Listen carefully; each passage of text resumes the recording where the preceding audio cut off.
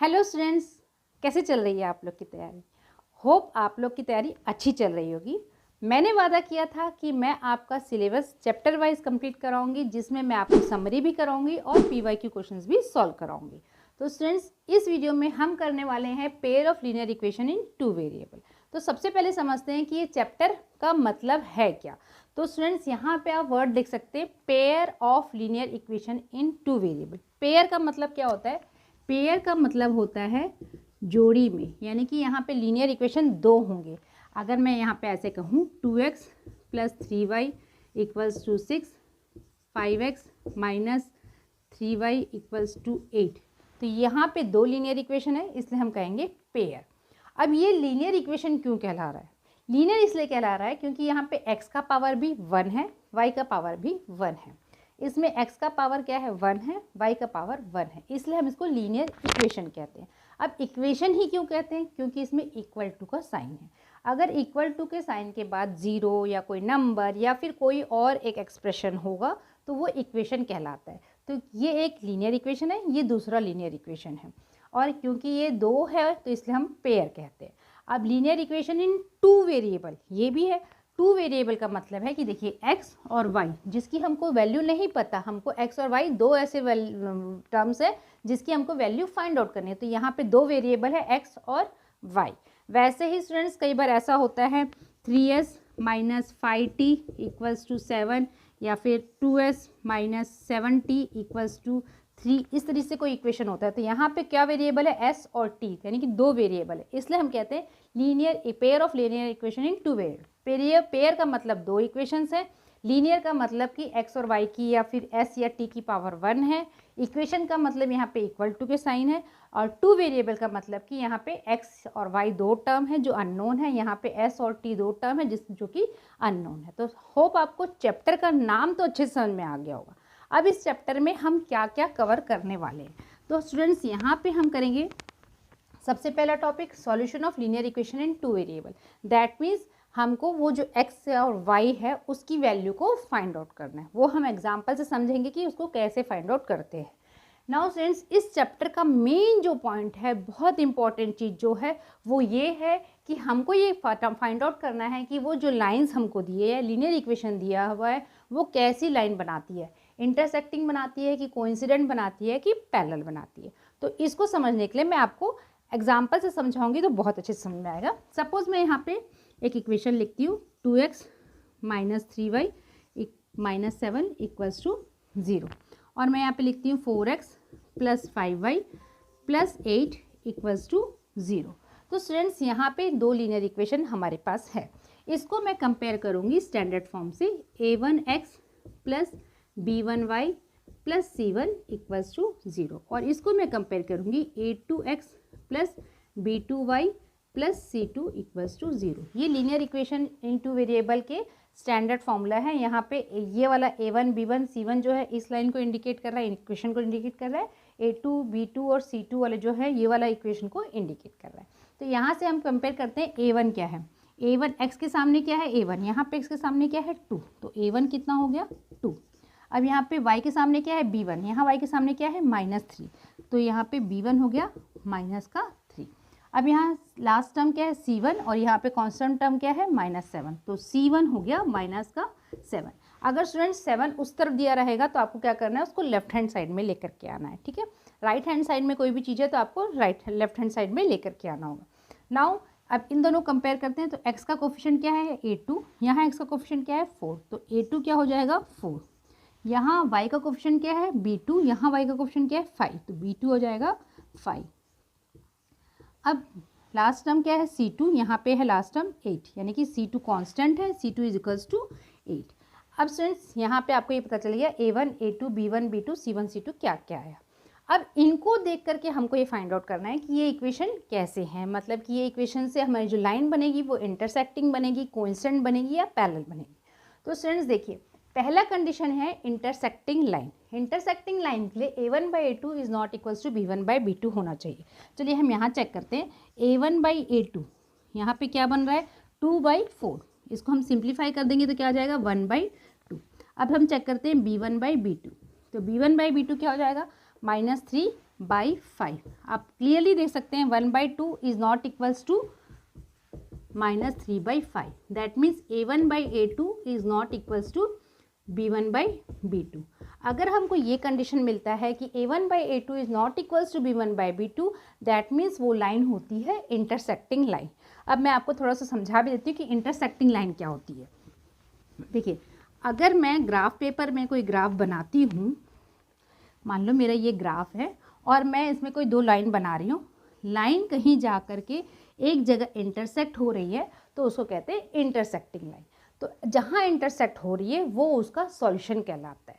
तो यहाँ पे सिर्फ एक ही पॉइंट पे इंटरसेक्ट होगी लाइन, तो हमारा एक ही सॉल्यूशन होगा, ओनली वन सॉल्यूशन। और ओनली वन सॉल्यूशन होने की वजह से ये कहलाता है यूनिक सॉल्यूशन। और क्योंकि इसके पास सॉल्यूशन है तो इसको हम कहते हैं कंसिस्टेंट। स्टूडेंट्स, कंसिस्टेंट और इनकंसिस्टेंट को भी मैं क्लियर कर देती हूँ। ऐसे लाइन जिसके सॉल्यूशन निकल जाते हैं, निकालना पॉसिबल होता है, वो होते हैं कंसिस्टेंट लाइन। और जिसका सॉल्यूशन नहीं निकलता वो होते हैं इनकंसिस्टेंट लाइन। क्लियर? नाउ ये अब मैंने समझा दिया आपको इंटरसेक्टिंग लाइन क्या होता है। अब हम देखते हैं कोइंसिडेंट लाइन क्या होता है। तो स्टूडेंट्स, यहाँ पे मैं एक और एग्जांपल लिखती हूँ। सपोज मैंने लिखा 2x - 3y + 8 = 0। अब मैं यहाँ लिख रही हूँ 4x - 6y + 16 = 0। अगेन हमको a1x + 8 b1y + c1 = 0 से कंपेयर करना है। और यहाँ पे a2x + b2y + c2 = 0 से कंपेयर करना है। तो स्टूडेंट्स देखिए, यहाँ x का कोफिशिएंट a1 है, यहाँ x का कोफिशिएंट 2 है। तो a1 कितना आ गया 2, b1 कितना हो जाएगा -3 और c1 कितना हो जाएगा 8।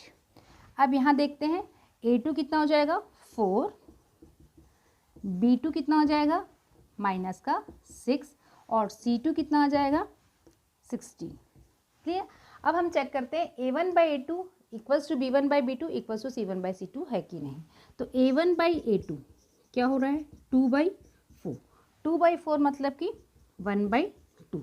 अब देखते हैं b1/b2 क्या हो रहा है, b1/b2 -3/-6।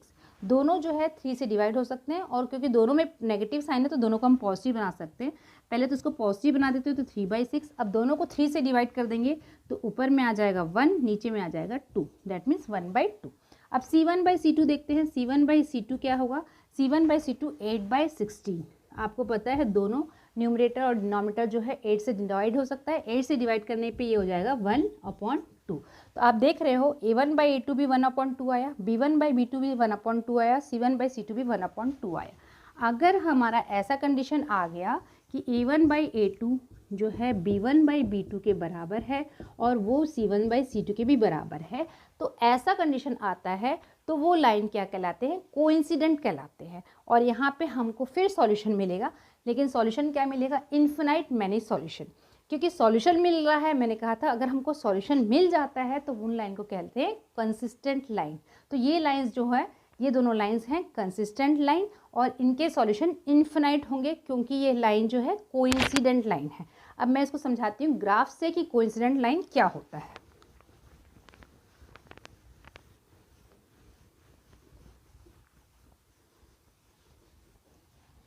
देखिए, सपोज मेरा ये एक्स एक्सिस है और ये वाई एक्सिस है। मैंने एक लाइन बनाई है, ये लाइन। अब कोइंसिडेंट लाइन का मतलब ये है कि पहली वाली लाइन जो है वो L1 ये है, और दूसरी लाइन भी इसी के ऊपर ही ठीक जाएगी, शायद वो छोटी या बड़ी भी हो सकती है, तो L2 लाइन। ये दोनों लाइन एक के ऊपर एक होगी, यानी कि इनकी इंटरसेक्टिंग पॉइंट्स क्या हो जाएंगी, बहुत सारी। यहाँ पे भी वो इंटरसेक्ट हो रहे हैं, यहाँ पे भी, यहाँ पे भी, यहाँ पे भी, मतलब बहुत सारी जगह इंटरसेक्ट हो रहे हैं। तो इसीलिए कहते हैं कि इसके पास इन्फिनाइटली मैनी सॉल्यूशंस होता है, और इनके पास सॉल्यूशन होता है, इसलिए इनको कंसिस्टेंट कहते हैं। तो होप आपको जो है कोइंसिडेंट लाइन भी समझ में आ गया। ध्यान रखिएगा, अगर a1/a2 b1/b2 के बराबर नहीं है तो लाइन है इंटरसेक्टिंग, और अगर तीनों बराबर है तो लाइन है कोइंसिडेंट लाइन। अब हम थर्ड कंडीशन पढ़ेंगे। थर्ड कंडीशन के लिए मैं एक एग्जांपल लेती हूँ।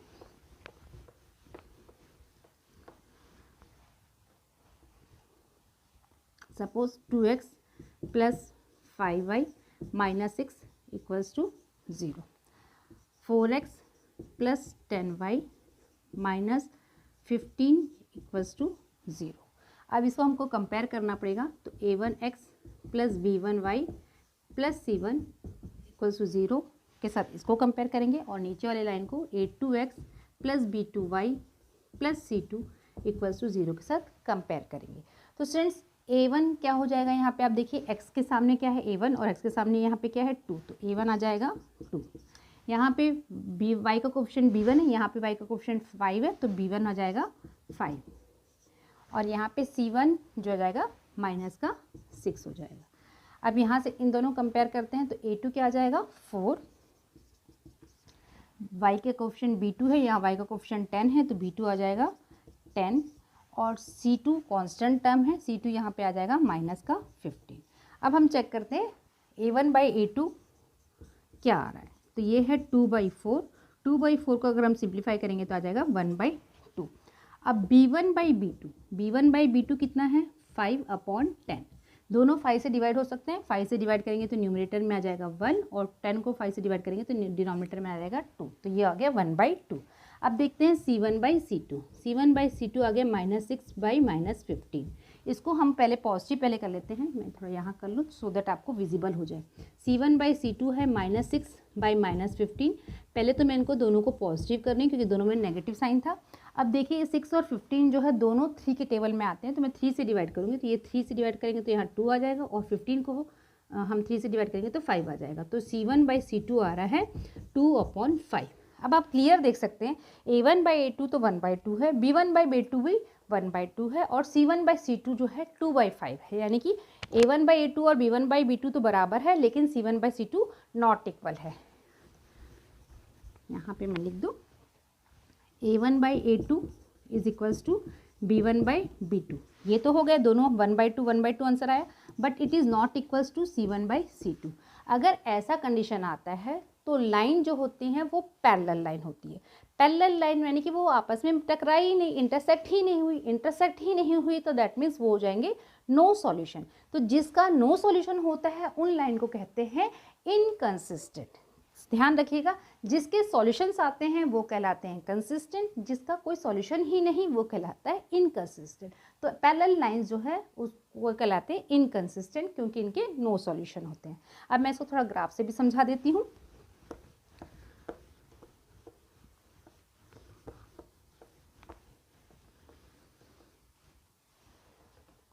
तो देखिए ये अगर मेरा x एक्सिस है और ये अगर y एक्सिस है, मेरा एक लाइन अगर ऐसे बन रहा है तो दूसरा लाइन जो है वो तो या तो ऐसे बनेगा या तो उसके नीचे बनेगा। तो आप देख सकते हैं कि ये जो हमारा दो लाइन बन रहे हैं वो पैरेलल है, ये आपस में टकरा ही नहीं रहे, इंटरसेक्ट ही नहीं रहे हो रहे हैं, तो इसका सॉल्यूशन क्या होगा नो सॉल्यूशन। तो पैरेलल लाइन का होता है नो सॉल्यूशन, इसलिए वो कहलाते हैं इनकंसिस्टेंट। तो ये जो कॉन्सेप्ट है स्टूडेंट्स ये बहुत इंपॉर्टेंट है इस चैप्टर का, इसको आपको बहुत ध्यान से समझ के रखना है, याद करके रखना है कि a1 बाई a2 अगर b1 के b2 के बराबर नहीं है तो वो इंटरसेक्टिंग लाइन है, अगर तीनों इक्वल है तो वो कोइंसिडेंट लाइन है, और अगर a1 बाई a2 जो है वो b1 बाई b2 के बराबर तो है लेकिन not equals to c1 by c2 है, तो वो लाइन होगा पैरेलल लाइन और उसके होंगे नो सॉल्यूशन। ये बड़ा इंपॉर्टेंट है। अब स्टूडेंट्स यहाँ तक जो इसका मेन कॉन्सेप्ट था वो आपको समझ में आ गया। ग्राफिकल मेथड जो है सॉल्यूशन फाइंड आउट करने का वो मैं आपको एग्जांपल में समझाऊंगी कि ग्राफिकल मेथड से ग्राफ कैसे बनाया जाता है और उससे हमको सॉल्यूशन कैसे निकालना है। अब स्टूडेंट्स दूसरा चीज़ जो मेथड है वो एल्जेब्रिक मेथड है। एल्जेब्रिक मेथड में दो मेथड आपके सिलेबस में है, सब्स्टिट्यूशन मेथड और एलिमिनेशन मेथड। एक और मेथड है क्रॉस मल्टीप्लिकेशन मेथड, बट वो डिलीटेड पोर्शन है इसलिए आपको वो नहीं करना। सब्स्टिट्यूशन मेथड क्या होता है, एलिमिनेशन मेथड क्या होता है, वो मैं आपको एग्जांपल से समझाती हूँ। अब हम ये सीखेंगे कि एक जो लीनियर इक्वेशन है उनको हम दो मेथड सब्स्टिट्यूशन मेथड और एलिमिनेशन मेथड से कैसे सॉल्व करके फाइंड आउट कर सकते हैं एक्स और वाई की वैल्यू। तो स्टूडेंट्स यहाँ पे मैंने ये एग्जाम्पल लिख रखा है, इस एग्जाम्पल को मैं दोनों मेथड से समझाऊंगी, सब्स्टिट्यूशन मेथड से भी और एलिमिनेशन मेथड से। सब्स्टिट्यूशन का मेथड का मतलब है यहाँ पे हमको x plus y equals to 5 दिया हुआ है, हम x को y के टर्म्स में लिख लेते हैं। सपोज मैं यहाँ से x लिख लेती हूँ, ये y उस तरफ जाके क्या हो जाएगा नेगेटिव हो जाएगा, y माइनस 5 माइनस वाई, तो x की वैल्यू मेरी ये बन गई। अब इसको मैं इक्वेशन नंबर 1 डाल देती हूँ और इस इक्वेशन नंबर 1 को मैं इसमें पुट कर दूँगी सेकेंड इक्वेशन में। तो यहाँ पे 2x minus 3y equals to 4, ये मेरा सेकेंड इक्वेशन है। इसमें मैं x की वैल्यू पुट करूँगी। तो x मैंने क्या बनाया है यहाँ पे 5 माइनस वाई, क्योंकि मैं x की वैल्यू यहाँ पे सब्स्टिट्यूट कर रही हूँ, x को रिप्लेस करके y वाला इक्वेशन यहाँ पे डाल रही हूँ, सब्स्टिट्यूट कर रही हूँ, इसलिए इसको सब्स्टिट्यूशन मेथड कहते हैं। तो x को हटा के मैंने यहाँ पे 5 माइनस वाई लिख दिया और यहाँ पे ये minus 3y as it is रहेगा इक्वल्स टू 4। तो अब 2 multiply 5 is 10, 2 multiply minus y is minus 2y minus 3y equals to 4। अब ये 10 जो है उस तरफ जाके नेगेटिव में आ जाएगा, तो minus 2y minus 3y equals to 4 minus का 10, माइनस 2y और माइनस 3y बन जाएगा माइनस का 5y, 4 माइनस 10 इज माइनस का 6। दोनों तरफ नेगेटिव है तो हम इसको पहले पॉजिटिव कर देते हैं, 5y equals to 6, y equals to क्या आ जाएगा 6, ये वाला 5 जो है मल्टीप्लाई में है तो यहाँ आके डिवाइड में आ जाएगा, तो y का वैल्यू आ गया 6/5। y का वैल्यू आ गया स्टूडेंट्स, हम यहाँ पे इक्वेशन नंबर 1 में y को पुट करेंगे और x की वैल्यू निकालेंगे। तो इक्वेशन 1 में हमारा ये बना था x equals to 5 minus y, तो y की वैल्यू पुट कर देते हैं, तो 5 माइनस 6/5, यहाँ पे हमको एलसीएम लेना पड़ेगा, तो ये हो जाएगा डाउन साइड में 5 यानी डिनोमिनेटर 5, यहाँ पे हम क्रॉस मल्टीप्लाई करते हैं, 5 5 ज़ा 25 और 1 मल्टीप्लाई 6 6, तो 25 माइनस 6 इज जो होगा तुम आपका 19, तो 19/5। तो यहाँ पे x की वैल्यू आ गई 19/5 और y की वैल्यू आ गई 6/5। तो ये आपका था सब्स्टिट्यूशन मेथड। सब्स्टिट्यूशन मेथड मतलब समझ में आया स्टूडेंट्स, किसी भी एक इक्वेशन को सॉल्व करके x के टर्म्स में या y के टर्म्स में लिख लीजिए और इस इक्वेशन को सेकंड इक्वेशन में पुट कर दीजिए, यानी कि सब्स्टिट्यूट कर दीजिए और उसके बाद उसको सॉल्व करके x और y की वैल्यू निकालिए, तो ये होता है सब्स्टिट्यूशन मेथड। होप आपको सब्स्टिट्यूशन मेथड क्लियर होगा। चलिए अब मैं आपको इसी एग्जाम्पल में एलिमिनेशन मेथड समझाती हूँ। एलिमिनेशन मेथड में स्टूडेंट्स क्या होता है कि हमको यहाँ पे देखिए x और x plus y equals to 5, ये एक लीनियर इक्वेशन दिया हुआ है, दूसरा लीनियर इक्वेशन दिया है 2x minus 3y equals to 4। हमको ये करना है कि इनमें से किसी एक टर्म को हटा देना है। तो पहले तो देखिए यहाँ पे मेरा यहाँ -3 है, यहाँ पे +1 है, तो मैं ये कोशिश करूँगी कि मैं y को हटा दूँ। आप चाहो तो x को भी हटा सकते हो।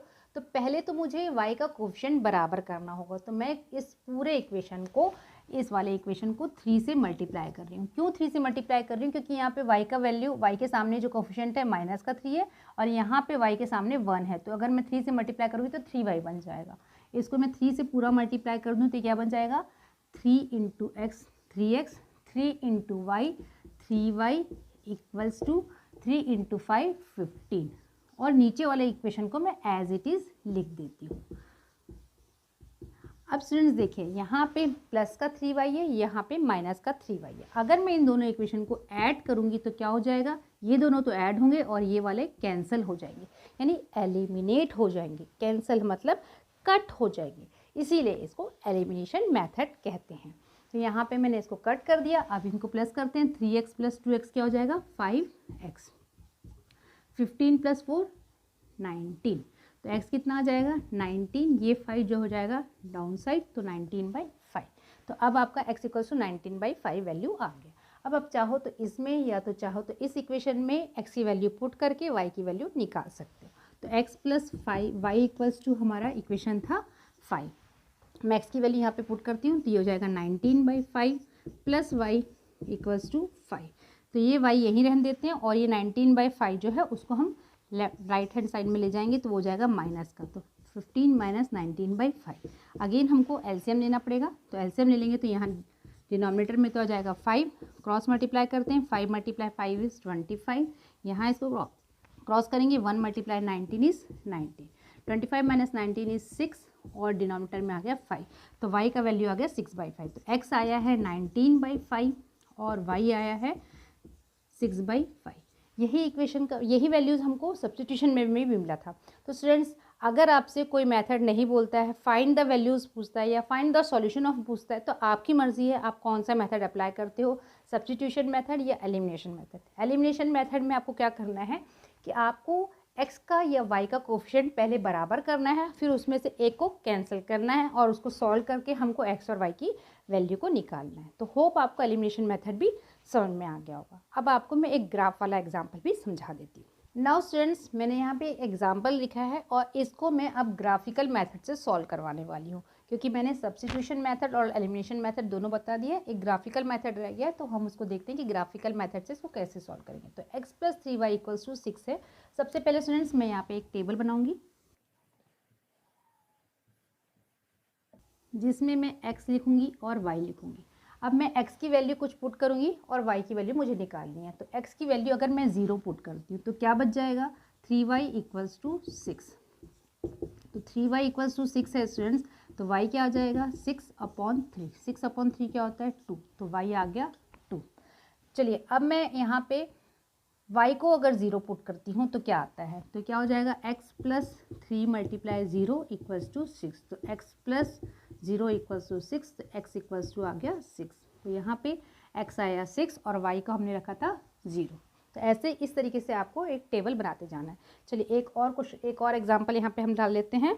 अब अगर चलिए मैं अगर x का वैल्यू यहाँ पे जो है 3 पुट करती हूँ तो क्या होता है, तो x क्या है 3 पुट कर रहे हैं, तो 3 + 3y = 6 हो जाएगा।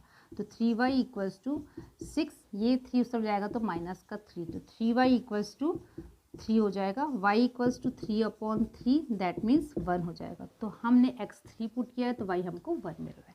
तो हमने पहले इक्वेशन के लिए ये एक टेबल बना लिया। अब हमको वैसे ही सेकंड इक्वेशन के लिए टेबल बनाना है। तो अगेन मैं यहाँ पे एक टेबल बनाती हूँ इस तरीके से, x और y। चलिए x यहाँ पे हम अगर पहले 0 पुट करके देखते हैं क्या हो रहा है। तो यहाँ पे पुट करेंगे तो 2 × 0 -3y = 12। तो 2 × 0 0 हो जाएगा, 0 - 3y = 12, -3y = 12, y = 12। ये -3 जो है डिवाइड में आ जाएगा तो -3, 12 डिवाइड बाय -3 हो जाएगा -4। तो y आ रहा है -4। नेक्स्ट अब दूसरा वैल्यू पुट करके देखते हैं। अब जो है मैं एक बार y को 0 पुट करके देखती हूँ तो क्या हो जाएगा, 2x - 3 × 0 = 12। तो 2x - 0 = 12, that means 2x = 12, x = 12, ये 2 डिवाइड में आ जाएगा तो 12/2, दैट मीन्स 6। अगर हमने y को 0 पुट किया है तो यहाँ पे आ रहा है 6। एक और वैल्यू फाइंड आउट कर लेते हैं स्टूडेंट्स इसके लिए। अगर मैं x को 2 पुट करती हूँ तो क्या होता है, 2 × 2 -3y = 12। तो 2 × 2 क्या हो जाएगा 4, 4 - 3y = 12, -3y = 12, ये 4 उस तरफ जाएगा तो नेगेटिव हो जाएगा तो -4, तो -3y = 12 - 4 8, तो -3y = 8 हो रहा है। तो y = हो जाएगा 8/-3, यानी कि y = -8/3। तो यहाँ पे हमारा हमने x जो है 2 पुट किया है तो ये -8/3 आ रहा है। अब हम इसका ग्राफ बनाएंगे स्टूडेंट्स। देखिए ये हमने बना लिया y एक्सिस और ये हमने बना लिया x एक्सिस। यहाँ पे मैं वैल्यूज़ पुट डाल देती हूँ, 0 1 2 3 4 5 6, -1 -2 -3 -4 सो ऑन। यहाँ पे हमको रखना है 1 2 3 4 सो ऑन, और यहाँ पे -1 -2 -3 -4 सो ऑन। अब देखते हैं पहले वाले के लिए बनाते हैं। x 0 है तो y 2 है, तो x 0 है और y जो है 2 है, तो पहला पॉइंट हमको ये मिला। फिर x 6 है y 0 है, तो x कहाँ पे, ये 6 है, y 0 है, दैट मीन्स हमारा सेकंड पॉइंट ये होगा।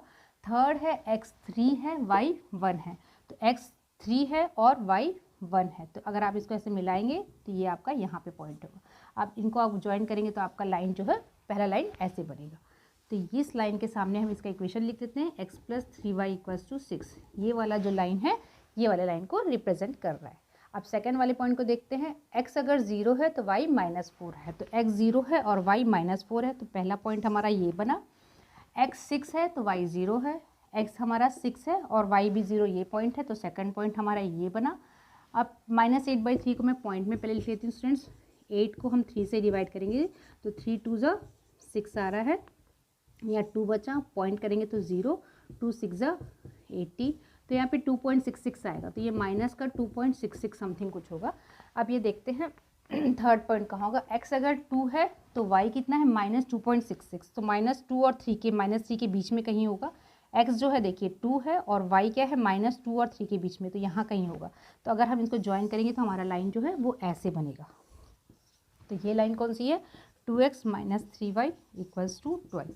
तो आप देख सकते हो कि ये हमारी दो लाइन बन गई ग्राफ में, और ये पॉइंट हमारा इंटरसेक्टिंग पॉइंट है, दैट मीन्स ये इसका सॉल्यूशन है।